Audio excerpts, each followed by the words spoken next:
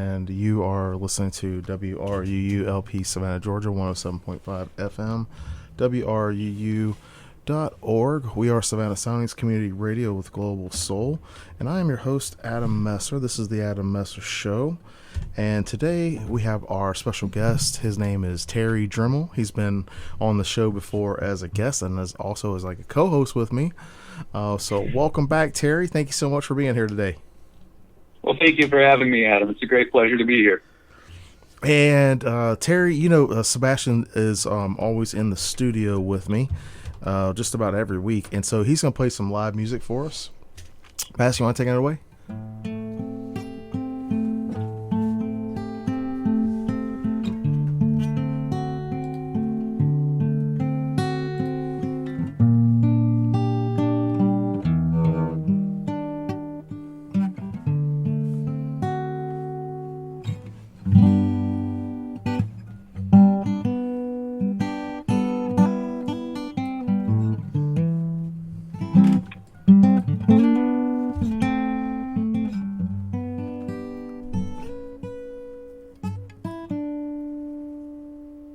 Appreciate that, Bass. And what are you playing on?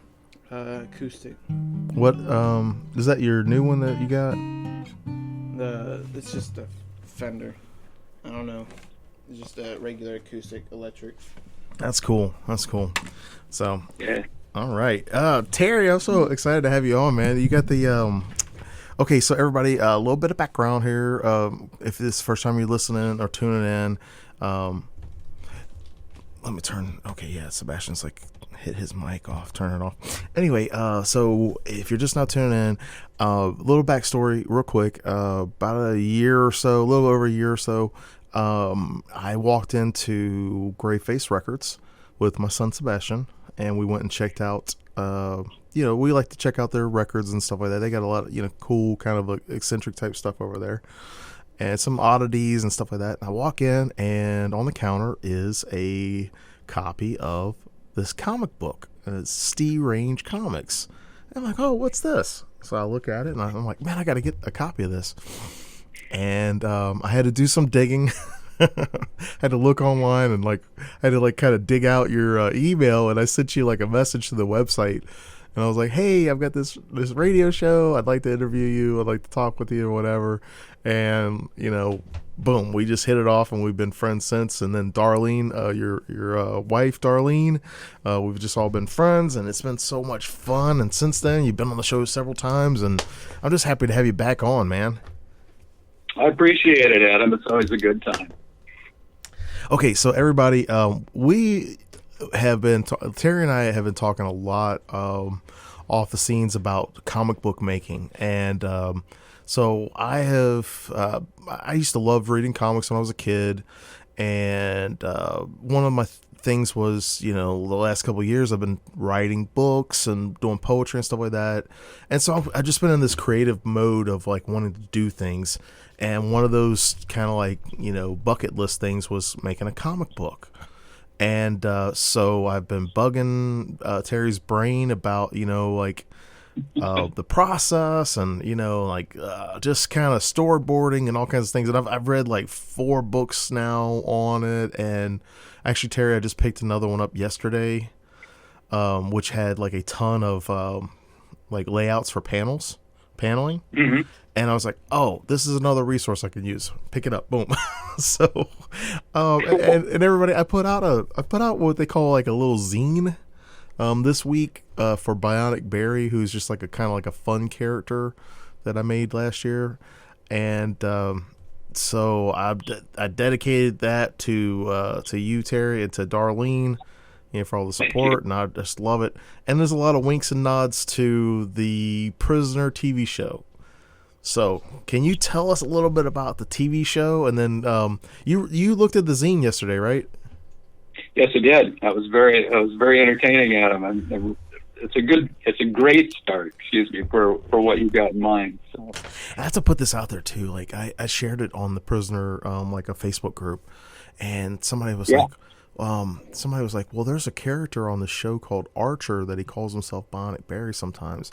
And I was like, I'd never heard of it. I've heard of Archer before, but I'd never heard of that character. And then I looked it up, and the guy's name is Barry Dillon. and it's apparently like a spoof character off of like the $6 Million Man. And sometimes he calls himself Bionic Barry. So I'm like, oh man, I hope I don't get sued. That's one of the great problems with creating. You always worry that you're stepping into somebody else's. Well, here's the weird thing about it. Like, the bionicberry.com website was completely available. Like, I had no problem getting it whatsoever. Right.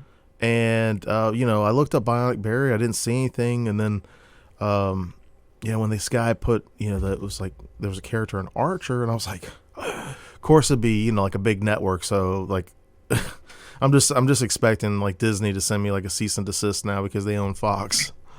Like, well, that's all part of the thing too. I mean, you're trying to be creative, you try to be original, and then you discover that somewhere along the line, somebody else has also tried to be creative and be original, and you end up having basically the same thought.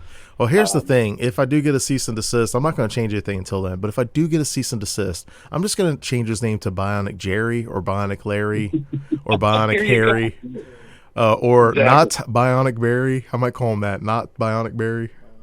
His name will be Not Bionic Barry.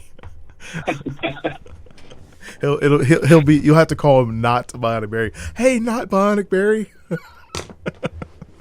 I don't know. Anyway, can you tell us? I'm sorry. It's just such a wacky thing this morning. I was so jazzed up about doing it, and then this guy kind of just peed on my parade, and I was like, what? Well, I mean, again, it's all part of the creative process, and maybe you go along for years with something, thinking this is all my stuff. I can say honestly that, having a character with an X on his sweater, X is very popular in every comic genre, in movies and different things like that.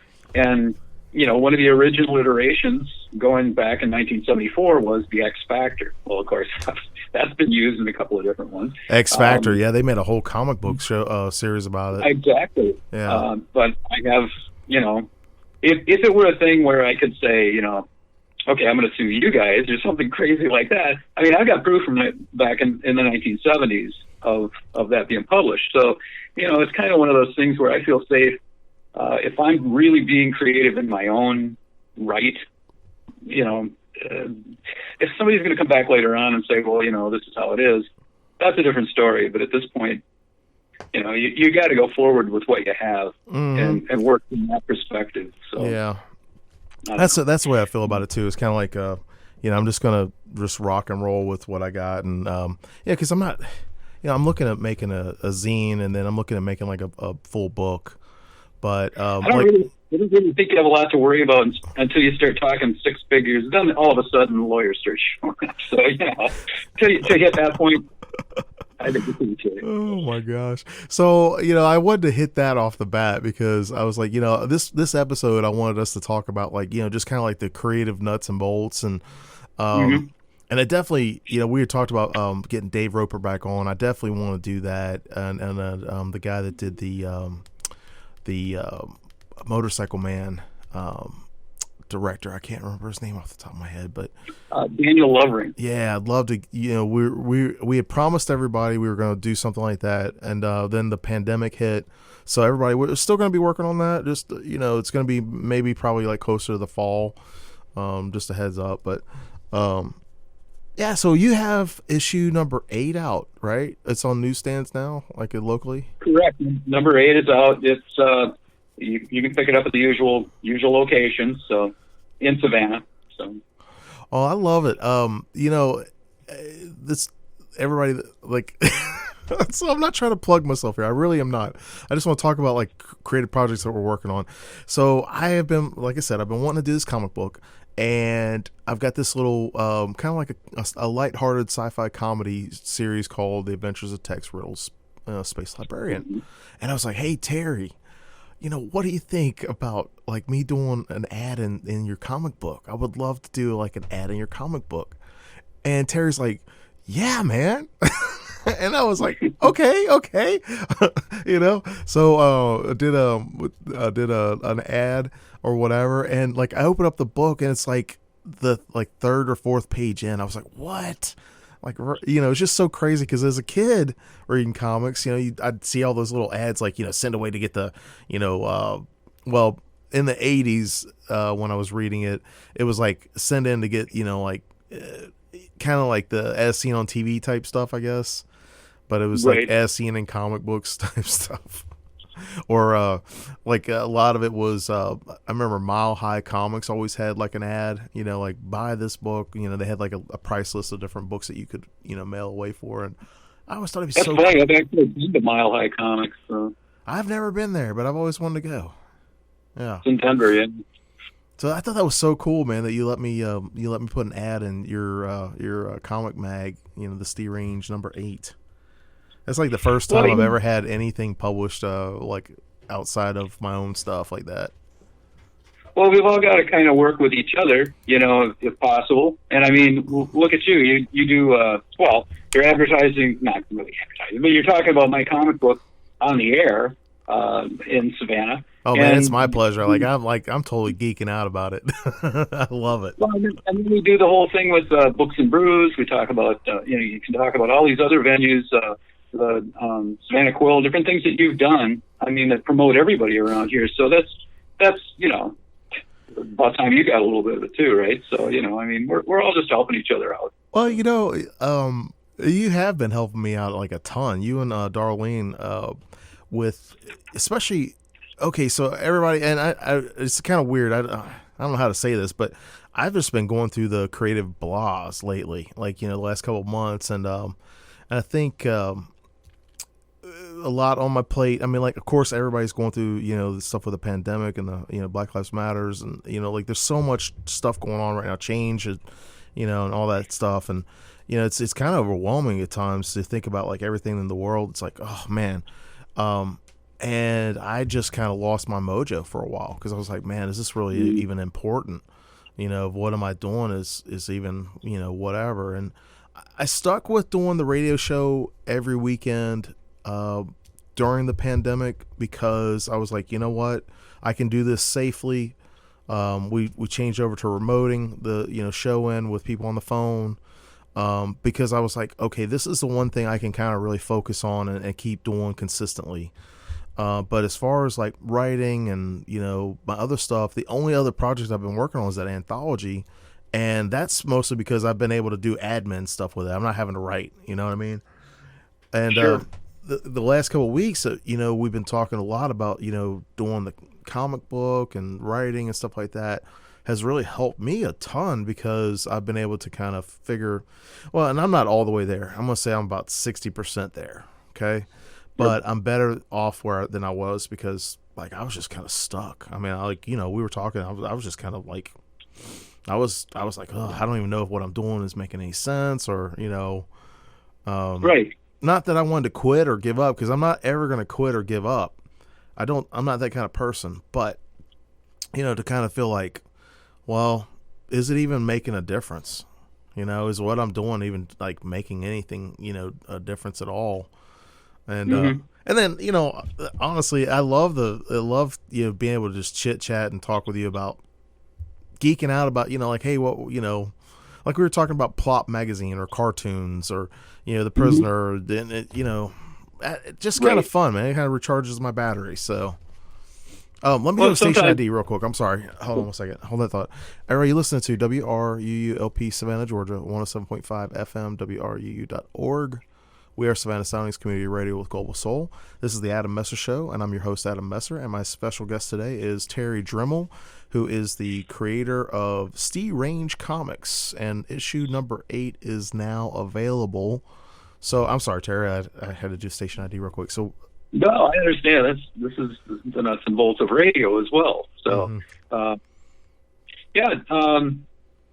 well, just a quick plug.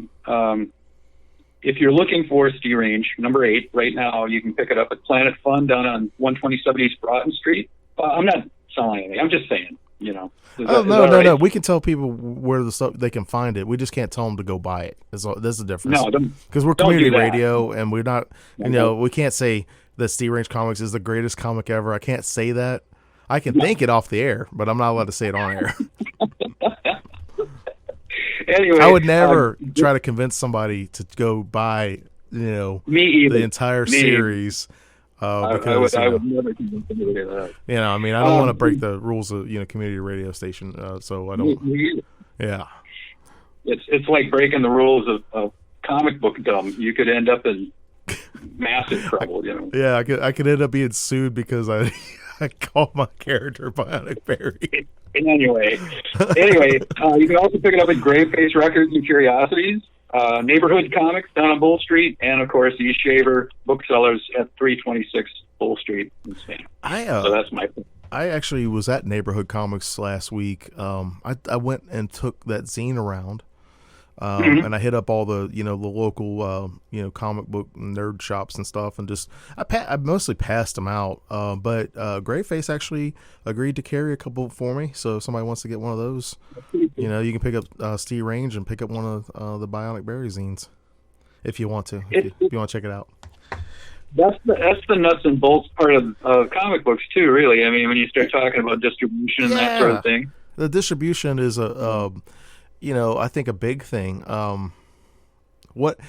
You started STEERange Comics in '74. When you moved to Savannah, you decided that you were going to go ahead and publish STEERange Comics, right? It was kind of a collaborative thing with my agent, Darlene. What ended up happening was I'd done all of the legwork for syndication. And anybody that's looked at that, I mean, to go and do it daily, man, I don't know. Anyway, it's a huge commitment, but typically you have to have it's like between 28 and 36 or something like that, panels done up, strips done up, that they can look at and, make a determination about. And I went through the process of writing all that up.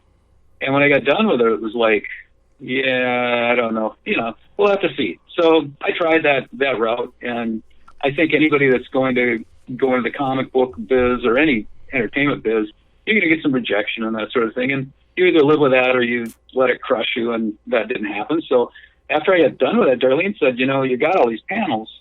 It's too bad you can't do something with it. It's like, yeah, I got a great idea. I'll do a comic book because I'm, do another comic book. And I'll just use the panels for that.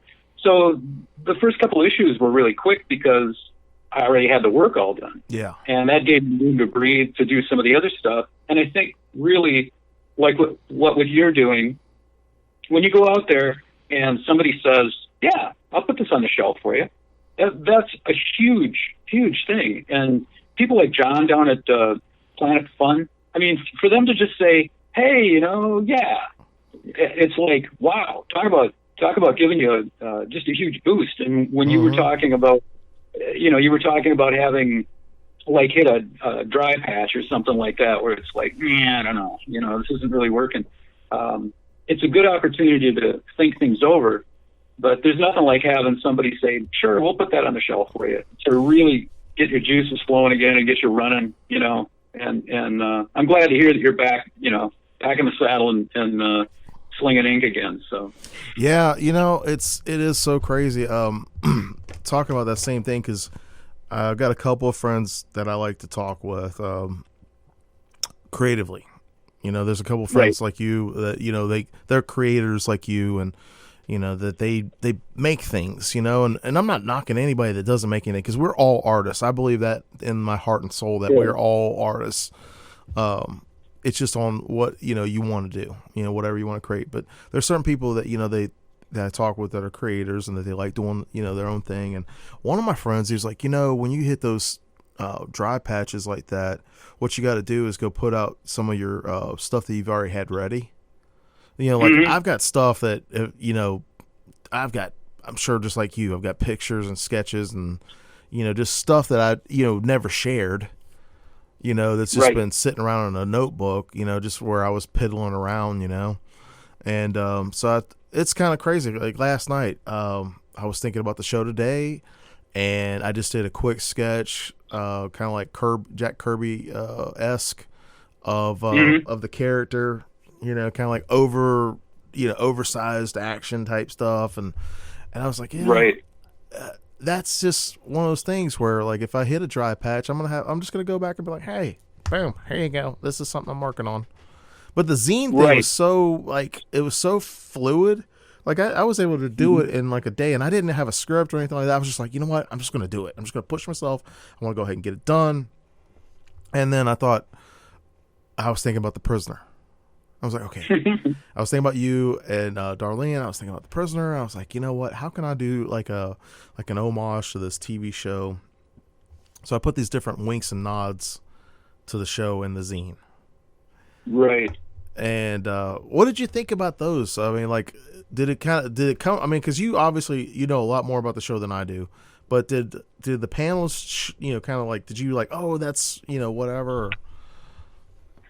Well, yeah. As a matter of fact, I think it's one of those things. Whatever is important to you gets included in whatever you do. That kind of thing. And I think the fact that you've come on board. I mean, that show was quite a while back. It's always great when somebody comes along and runs into something like that and catches that same vibe or that same interest that maybe I had or other people have had over the years when they ran into it, and it kind of shows the power of the show. The Prisoner was very powerful in the days that it was made, in the times that it was made.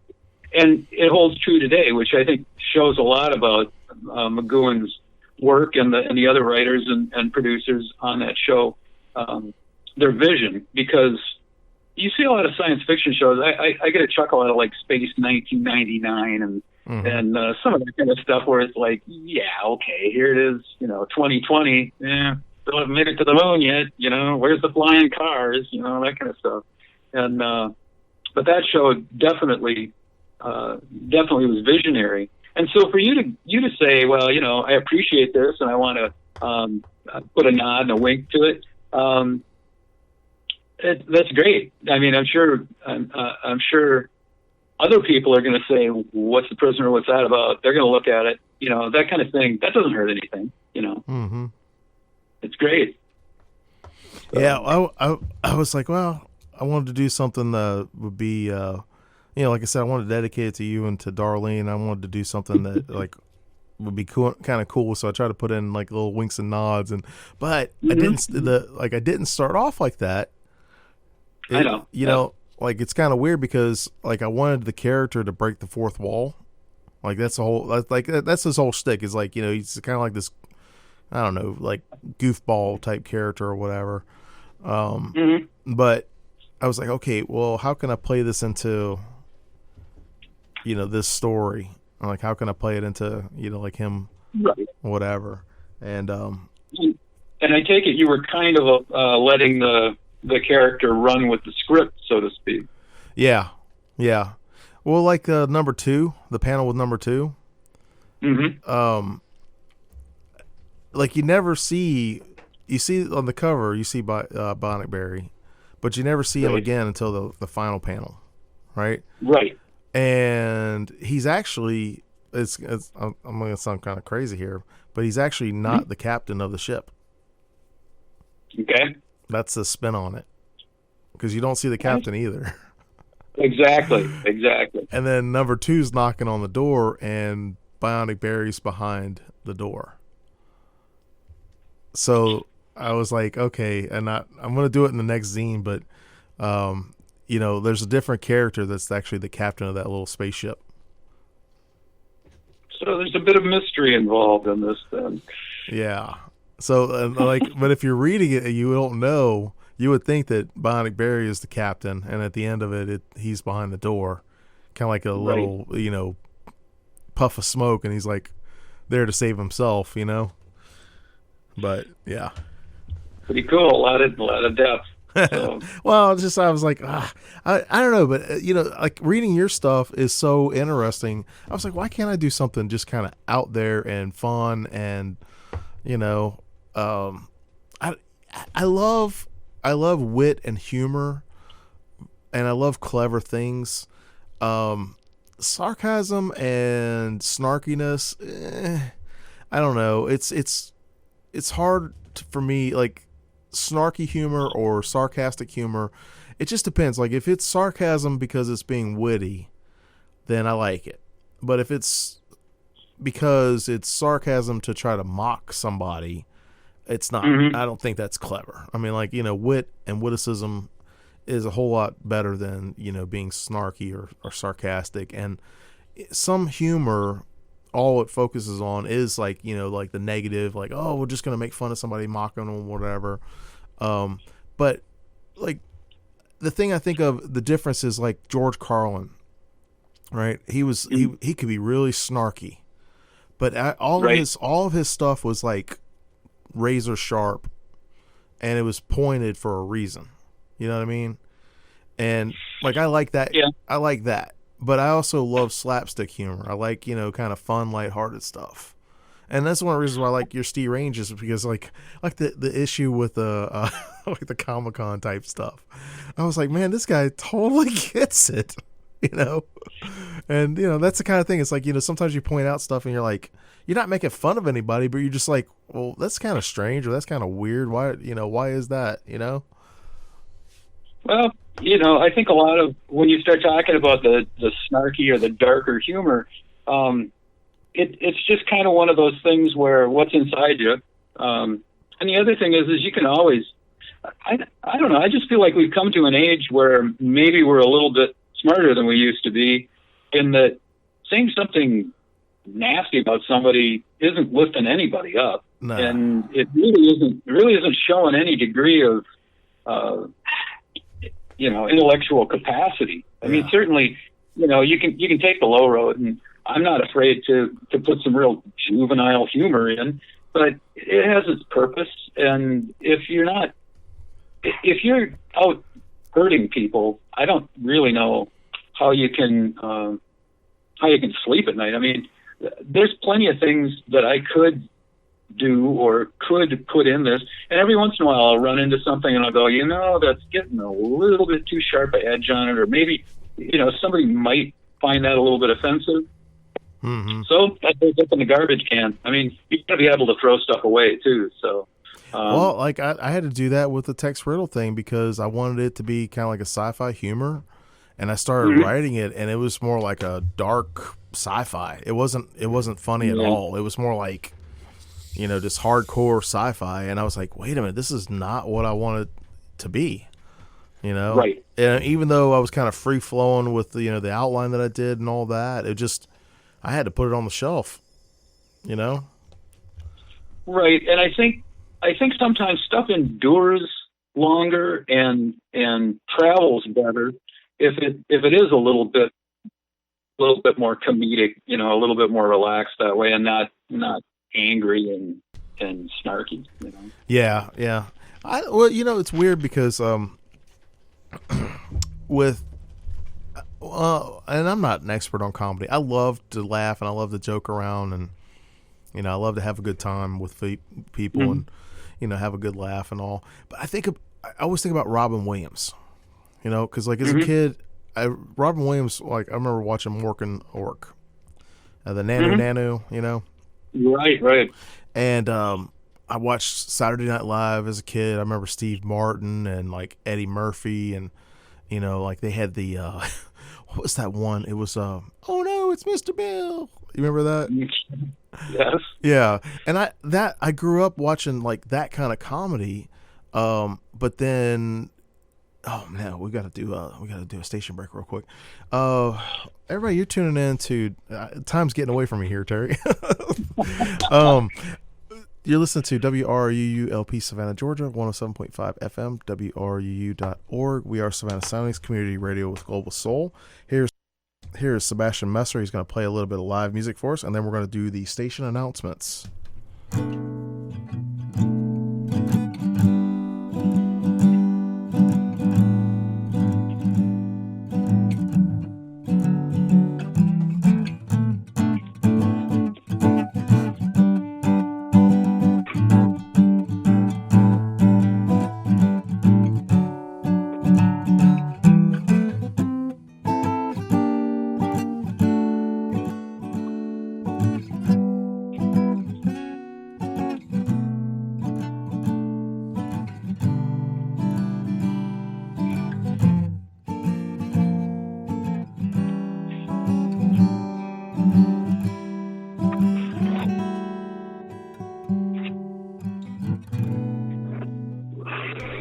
Thank you, Bass. If when the Georgia Department of Public Health gets a lab-confirmed case of COVID-19, they will let the public know. The Georgia Department of Public Health updates its website, dph.ga.gov, every day at noon with a map of confirmed cases around the state of Georgia. More information can be found at dph.ga.gov. This portion of WRUULP Savannah Soundings programming is brought to you by listeners and the Ships of the Sea Museum. The William Scarborough House, located on MLK Boulevard, is home to the Ships of the Sea Museum and is the earliest example of the use of Greek Revival architecture in a domestic setting in the South.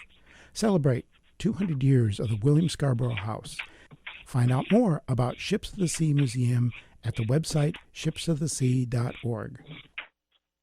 WRUU 107.5 FM is a new and different listener-supported and all-volunteer community radio station for Savannah.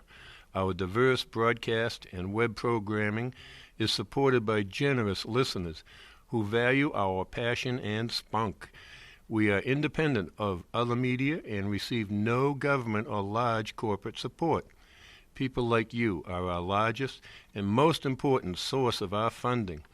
Go to wruu.org to find out how you can make a one-time or a monthly contribution. Thank you. All right, we are back, everybody, and this is the Adam Messer Show. I'm your host, Adam Messer, and my special guest today is Terry Drehmel, who is the artist, the creator, the publisher with his wonderful wife, Darlene Drehmel. And welcome back, Terry. Thank you so much for being here today. Glad to be here, Adam. Hey, you know what? I'd like to do shout-outs. You want to do any shout-outs? Sure. Yeah, go ahead. Okay, first of all, to my agent, Darlene, like to shout out to her. Thanks again, Darlene. And I have a special shout out to Richard the Undertaker, listening to us at the Isle of Hope, and to Larry and Noel, and everyone else listening up north, and then obviously to Miss Harriet, who's listening to us here in beautiful Savannah. Thanks everybody, and keep listening to Adam, because it's a great show. I appreciate that, man. I'm so glad. I love the fact that like you and Darlene have kind of gotten like a whole group of folks checking the show out and checking the station out. You know, it's so cool because and I love like how y'all send me a little message every week. You're like, hey, we're listening, or like, oh, I like this guest, or it's so cool. I love that. It's so great. So I appreciate that. Well, feedback's always good with anything, but I think too, you have a very good show, and you've got people on that are really trying to do something creative and important, and you are as well. So we just enjoy having people discover the show and listen in. So yeah, that's the thing. I completely agree. It's like with working with other creators, especially indie creators. It's interesting to me, I feel like, with the different interviews that I've done. I have had folks just like you and me who are like kind of ground level, indies. We're beating the streets and doing our own distribution and publishing. And I've also had the opportunity to talk with like best-selling authors, from different backgrounds or whatever.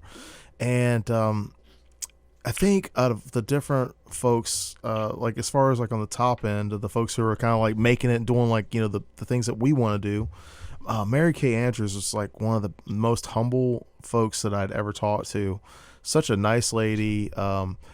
She still feels like that. Like she said that she feels like any day somebody would come knocking on the door to take the check back.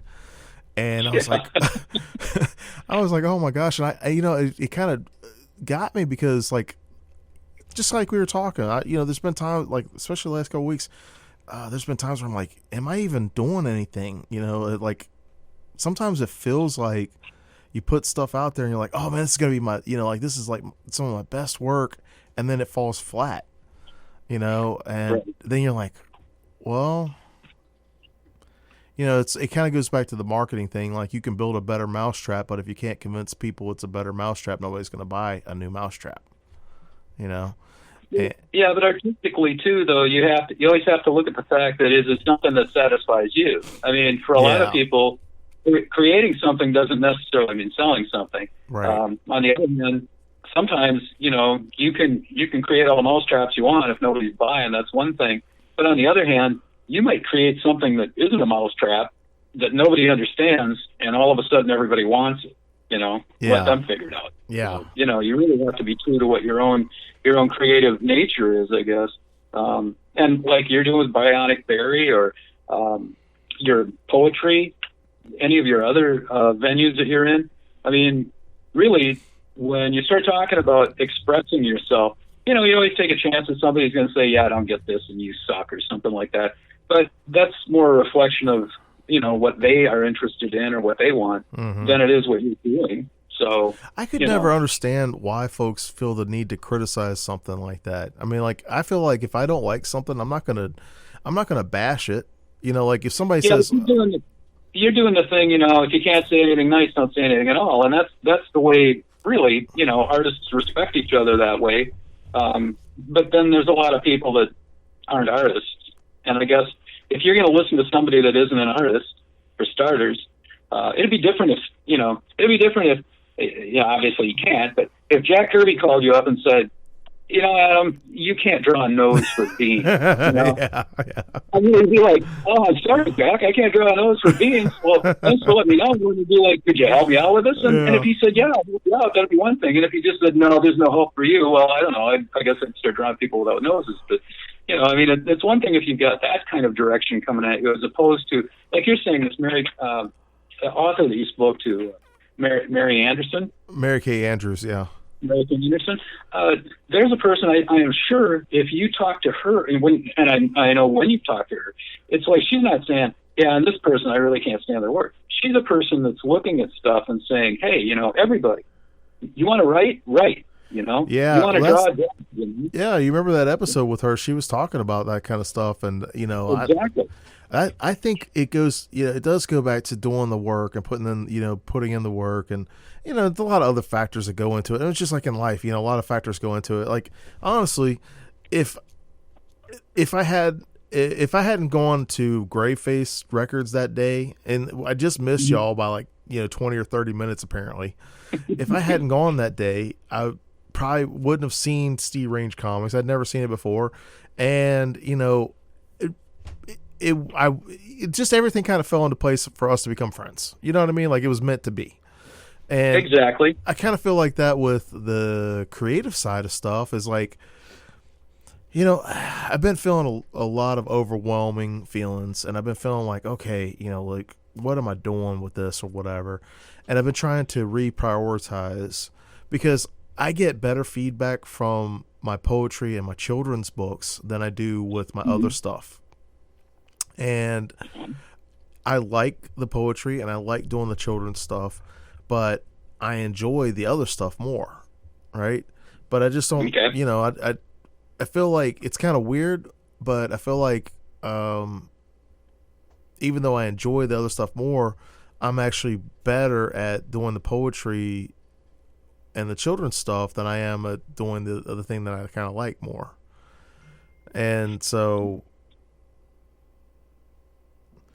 hold on one second, Terry. I'm sorry.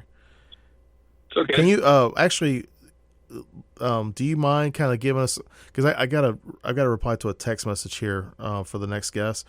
Would you mind just kind of expanding on like your process with that and how because you've been helping me out a lot. Can you share like some of the stuff you've been sharing with me like the last couple of weeks? And I think it will help our listeners and other creative people out there. Sure, not a problem. For example, if you're a person that's out there right now and you're reading comic books and you're thinking, gee, I'd like to do this. Well, go ahead. Grab a piece of paper and start drawing and come up with some characters, or you can go any number of ways. And like Adam has talked about, there's a lot of books out there that'll help you out. There's a lot of stuff online.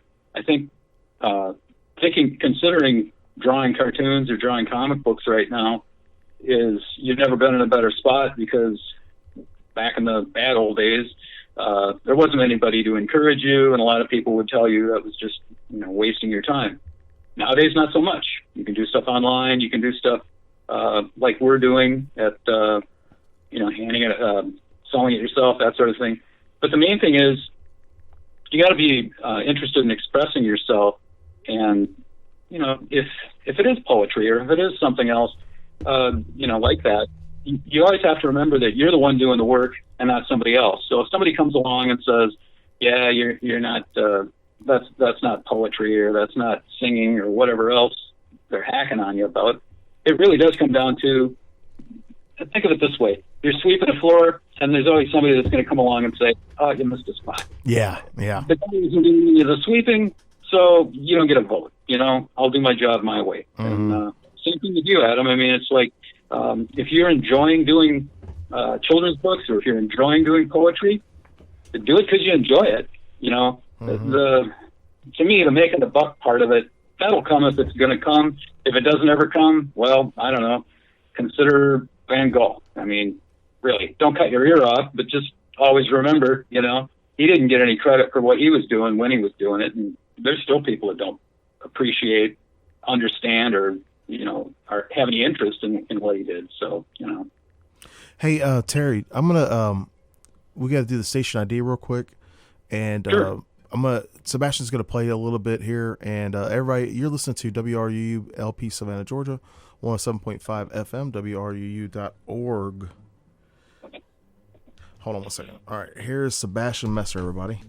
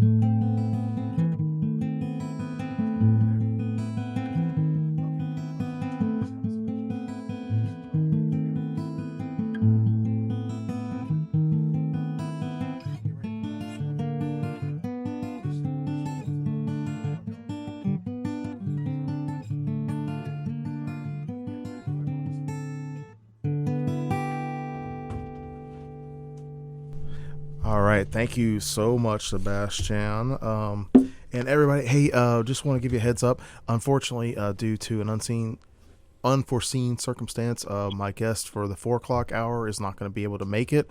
But good news is that Terry has agreed to hang out with me until 5 o'clock. So we wish you well, Benny, and everybody. Just want to share this with you.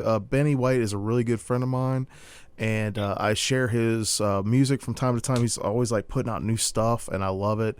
So unfortunately, he's not going to be able to be on the show today, but we are going to get him rescheduled. So don't worry about that. We'll have him back on, and I will continue to share his music from when he puts new stuff out. So, all right.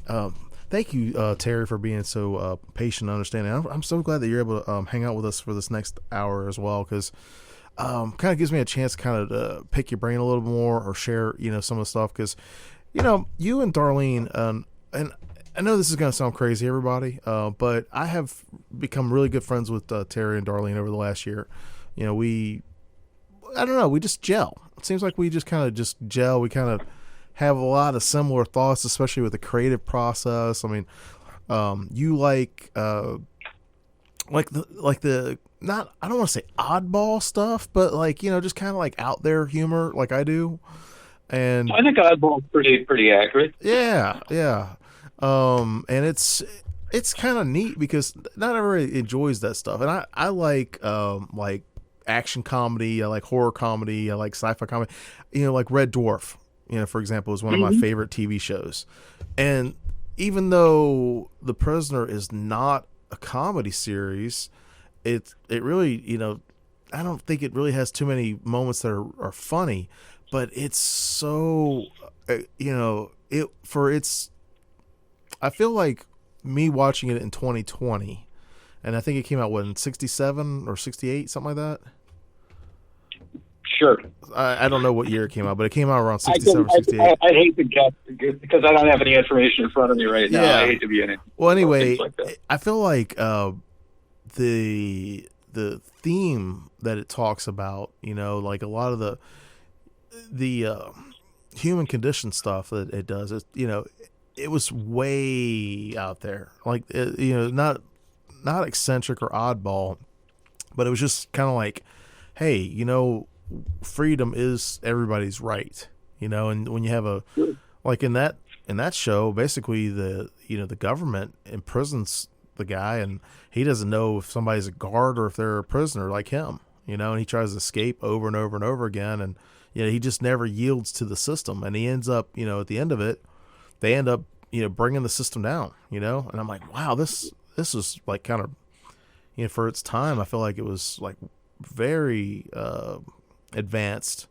you know, and like even the technology and stuff like that they had in there was, you know, it was interesting to see how like the agency or whatever kept people like as prisoners, you know, like so he'd swim out in the ocean and then the rover would come get him or whatever. Or it's one of those things that they kind of implied though also, and there's a lot of discussion in the various appreciation groups and clubs and stuff like that about how maybe he created the village. You know, maybe that was part of it, or maybe he didn't realize he was creating the village when he created it. I mean, there's a lot of different aspects to that show. Oh, like he was imprisoned in his own system that he created? Correct. And, wow. And the thing, yeah, I know. And it's like, I never thought about it like that. Yeah.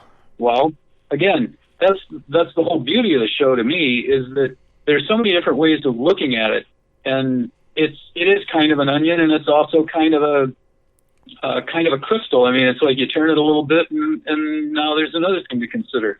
And some of the nuances probably aren't things that necessarily even the writers thought about when they were doing it. But then again, a lot of what was done there was done on the fly, or you know, just very, very quickly done.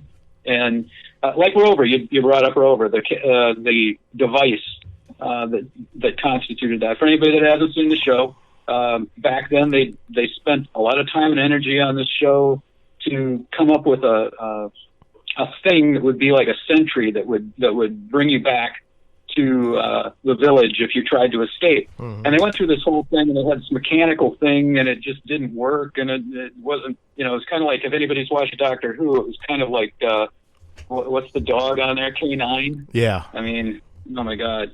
Anyway, the deal was they went through all of this, and none of it worked, and they ended up coming up with a weather balloon, which is what it was, this giant ball, balloon that captures you, and it was implied that it did all of this sort of thing, and you were left to your own reasoning as to what it was and how it worked and why nobody just didn't take a pin and pop it or something like that. And it adds to the entertainment value, or the part that you have to come up with, kind of like reading a book, you know. Yeah, the imagination part, yeah. Or like with a comic book, you know, in a panel, you can't, there's a lot of things that are left out and are left to the reader's imagination. Exactly. And that's the beauty of working in comic books as opposed to working in film. Read it more than once. In comic books, you have an unlimited special effects budget. So not true in most films. You know, you can do anything you want in a comic book. as far as that sort of thing. But the same is true with any other art form. I mean, if you want to follow the rules, go ahead, but you're never gonna end up on Monty Python if you're following all of the rules. So that's the thing. It's like people want something new, only the same. They want something the same, but only new, right? Right. And I mean, I'm the same way. Like I like certain types of things because I know that I'm going to have a good laugh with it, or right. like I like, for example, I like sci-fi, but I don't like certain sci-fi. I like horror, but I don't like slasher movies. There's a lot of stuff that I don't, like. I like more suspense type stuff, or I like stuff that makes you think, And with I think people know what they like, in that respect, what you like. So when you run into something that you really don't like, it's pretty easy to say, okay, well, I'm not going to waste any more energy on this. And that's the whole thing. It's like, I know that my stuff's not going to be for everybody. I know that. It's just connecting with those folks that do get it and they do like it. I think that's the challenge, and sometimes I feel like, oh man, what am I doing? Because really, I've never really made any money off of my my books. I mean, like when I was doing photography, I was making money because it's a pretty straightforward service. It's very creative. Mm-hmm. I have to be really creative with my photography.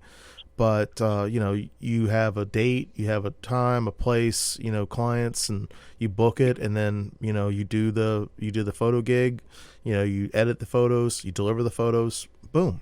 It's pretty straightforward because it's already a service that is established and people want, and they're gonna be willing to pay for your time and your product. With creating books. Even poetry, anything like that. To me, all of it's, goes back to the same thing as like writing and, whatever, telling a story. It's connecting with the audience, so like the people that like poetry or, to me, I like poetry. I like nonfiction. I like a lot of different things. Right. Mm-hmm. And sure. I kind of feel like there are other people like me, that they connect on different levels of things that they like. I mean, sure. But it's just trying to get it out there. And I feel like you can't, nobody will read anything. Nobody will read something you never publish. You know what I mean? If you don't publish it, you don't put it out there, nobody's ever going to read it. I think some of the greatest artworks have never been made. So it's up to us to try and start making them, I guess. I don't know. You got to be careful with success. Like you're saying, selling something. You can't always put a price on what you're doing. And when you say, for example, this book hasn't done very well. Well, I don't know. It may not have gotten into the hands of the right person yet.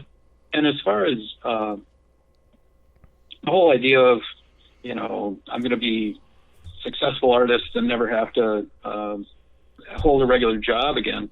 That I suppose that happens, but I look at how many people go to Hollywood thinking they're going to become stars, and how many actually do. It's kind of. I've never. Well, I mean, I would love to be financially independent. I'm not going to lie. I would love to be financially independent with my work. I know it's a very hard goal to attain, but I've never, it's not so much the sales side of it, because I do want to sell books. Okay, I'm not gonna lie, I want to sell books. It's not so much the sales side of it. It's more of like, getting people to read. Like I gave away 55 copies a couple months ago of the second vampire novel, and I didn't get any feedback at all. Like no reviews, no nothing. That's why I was saying it fell flat, because I mean I gave away a lot more copies than I ever sold of it. But I was hoping at least. But the thing is too is like it's almost like that the free sample, at the grocery store. People are gonna if they're making sausage or something like that and it smells really good, somebody's gonna go over and try it, and they might eat some of that sample, but that doesn't mean that they're gonna buy it. But the samples do help people buy it. Hey, that's true. Terry, we gotta wrap it up for this hour. Okay. And we're going to come back at 4 o'clock, everybody. But you're listening to WRUU-LP Savannah, Georgia, 107.5 FM, WRUU.org. We are Savannah Soundings Community Radio with Global Soul. And this first hour, we've been talking a little bit about creating and all that stuff. And then the next hour, I'm gonna actually Terry and I are going to talk about some more of the process and all that. So stay tuned. We'll be right back at 4 o'clock. Thanks, everybody.